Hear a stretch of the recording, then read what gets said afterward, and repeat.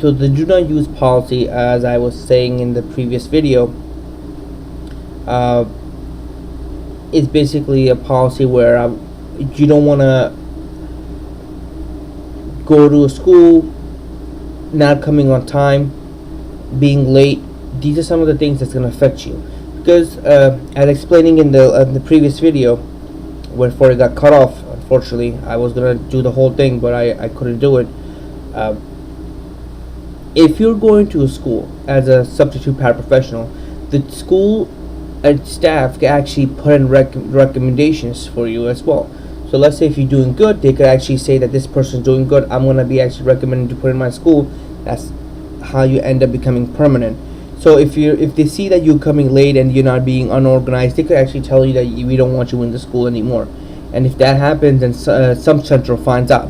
And if the Sub Central finds out, some of the staff might contact you from Sub Central, and they might ask you in your story what really happened. And obviously, if this is consistent with different schools, it's not gonna look good. It means you're not being responsible. So keep this in mind. If you accept a job with Sub Central, go forward for it. Only decline a job in just in an emergency. Like if you know there's an emergency, then you could always don't take it, because once Sub Central gives you a job, they will tell you the description of the school. They will tell you where it is. So you do have an option, especially when you do searching it online with subcentral.com. If they don't get Sub Central as an option, they call you as well, and you can also search online. So you can do both things. So it's if you accept it online, that's much better than getting a call from Sub Central, because they call you a lot of times. So keep that in mind. Social media, well, all substitutes are required to read the DOE social media guidelines, because there have been cases where teachers, substitute teachers, assistant teachers, regular teachers, even school staff, any school staff, you put in pictures in Facebook, Twitter, social media, and one of your students finds out about it, and then it goes like wildfire, and then the news media is going to get it. Always keep this in mind. Never give your personal information to a student. For example, your personal Facebook account, your personal items like that.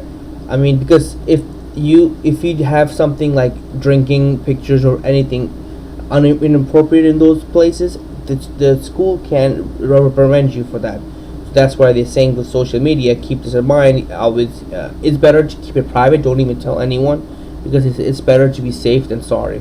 If you're gonna be using social media, make a professional one.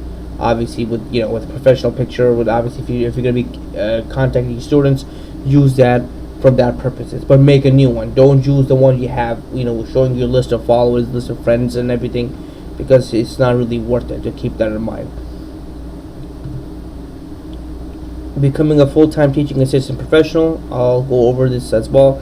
In order to qualify for full-time employment, you are required to begin as a substitute special education teaching assistant, paraprofessional, and you must serve at least 25 days in the service in that capacity. So, in order, even if you want to keep the license, just a substitute paraprofessional or a substitute teacher for that matters, you need at least 20 to 25 days a year.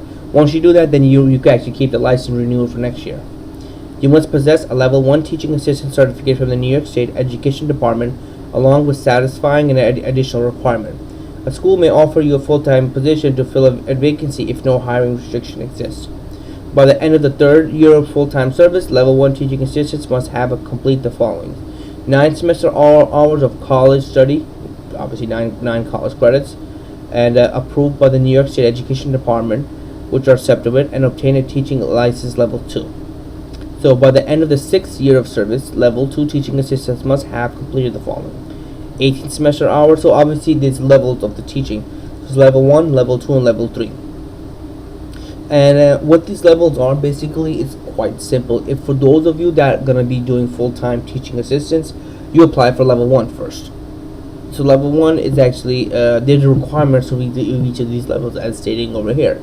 So once you have that requirements, you can actually end up getting because the lighter level, meaning that they usually see that you're advancing yourself, and obviously once you have certain credits and everything, you can actually become a teacher as well.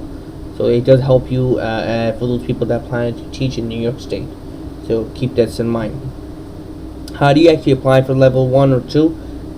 You actually have to go to nysed.gov I'll actually make a video for those people that have a hard time listening and explaining. But technically, you just go over there and actually apply for level 1. I don't remember the amount. I apologize for that. I can't. I did this so long ago. But they usually charge you something, and you end up getting a certification home. So that's how it usually happens. You do get certified for that.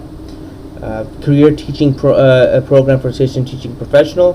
The career training program provides a full-time teaching assistant paraprofessional with an opportunity to acquire 6 college credit at participating college during each of the fall, summer, and spring semester through a combination of tuition assistance, related work time, and summer stipend. There is no cost to the participant, but there are some of the requirements as stated right over here. The New York City Department of Education is entitled to recover from a teaching assistant paraprofessional who fails to complete the courses which she's enrolled, the amount of tuition and fees incurred by the department.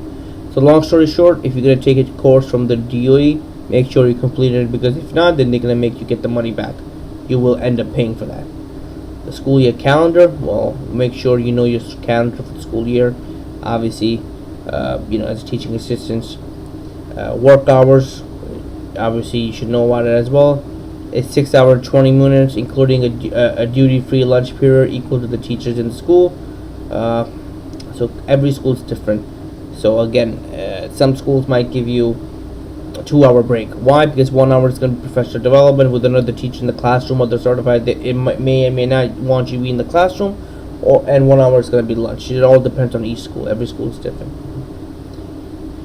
Again, this is the important contact information. Subcentral email. I have all this information right over here, so this should help you out. This is the bibliography on it, and this is the sample tracking form, the last page.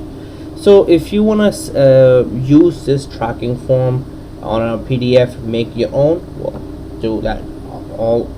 Go ahead. Why? Because it should help you out. Just look at this. It gives you the date worked, time and date, job accepted, job number. Keep this in mind. You will get a job number for each school. Good thing it's actually over here. I forgot to mention that. Once you accept a job from Subcentral, you will get a job number.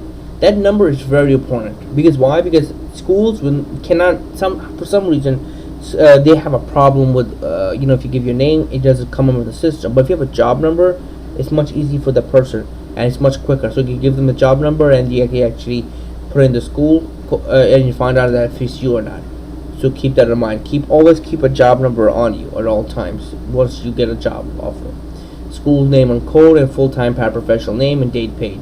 All this track record should be tracked for your purposes only. Obviously, if you work in a school and it does happen to people that you worked in the school and they forgot to put you and log it in, you can always have this record. So keep this in mind. So other than that, this was the last page. Thank you guys for listening to me, watching my video. If you guys have any other questions about this teaching assistant or even a full-time substitute teacher, I'm always here to help you guys out. Thank you again, guys. Please don't forget to subscribe. Keep the notifications on. I do have other educational videos, and if you know that anyone of your friends, family that are planning to get become that, share the video with them, because it makes them easy to get information. Because this information I've really worked hard to get, like becoming a paraprofessional. I mean, you don't get this information easy. From a person. For some reason, I don't know how. It was very difficult for me to obtain these information to how to become a paraprofessional and substitute teacher. It's a lot of hard time. If you know a principal, if you want to get nominated, it's easy as pie. If not, then you really have to work for from schools that or connections at least. It should help you out, because it's very hard to get nominated, especially if you don't know anyone. Thank you guys. Hopefully I helped. If you have any other questions, please feel free to comment in the video, and I'll try my best to help you guys out. Thank you again for watching my video, and I hope you guys enjoyed it.